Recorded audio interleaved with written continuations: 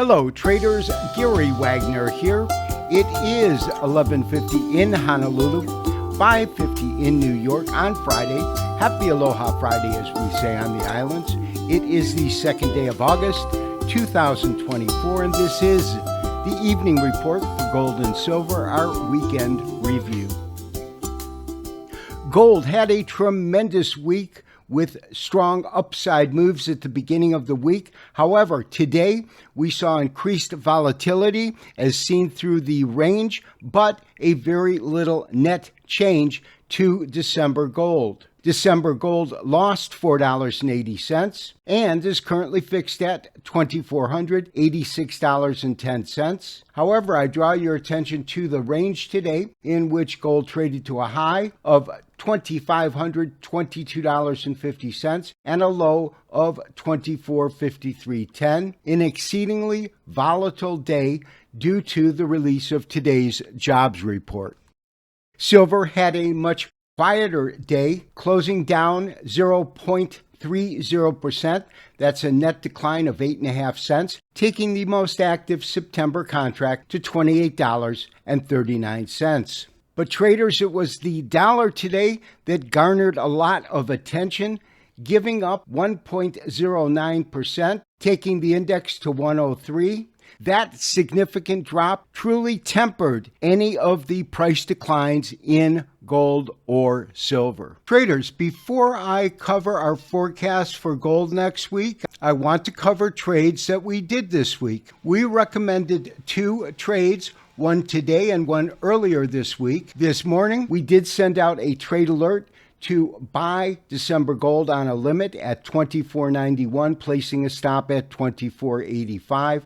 After the release of the jobs report, gold literally fell out of bed, and although it did recover, it did fill our order at $24.91 and hit our stop at $24.85, resulting in a loss of $600 per COMEX contract. The other trade that we did occurred earlier in the week when we positioned ourselves long prior to the conclusion of this week's FOMC meeting. We sent out a market order to go long December gold. That was trading at $2,429, so we entered here.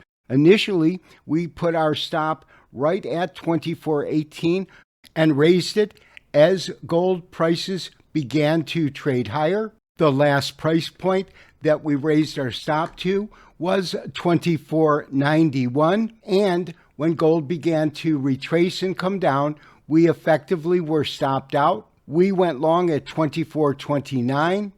We got out at $24.91 for a profit of $6,200 per COMEX contract. As to our forecast for gold, we are looking at a 4-hour standard candlestick chart of gold. And on today's show, I want to look at what we call the subcount, the fractal nature behind our Elliott wave count.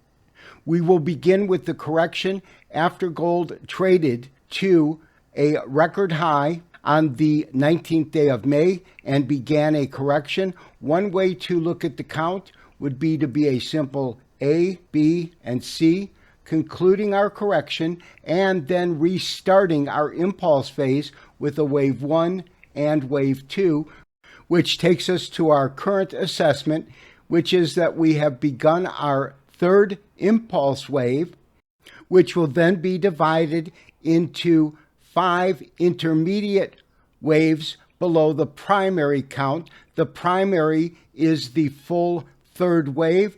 The subcount behind it is what we're labeling intermediate, and we have probably completed our 1 of 5 and possibly even our 2 of 5, making up this third wave.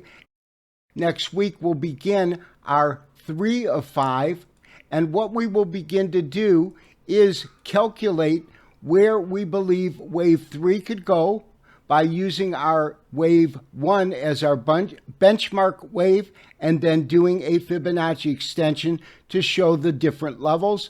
That will guide us in terms of our strategy next week. This has been Gary Wagner wishing you, as always, good trading. Have a great weekend. We will talk to you next week. Bye-bye.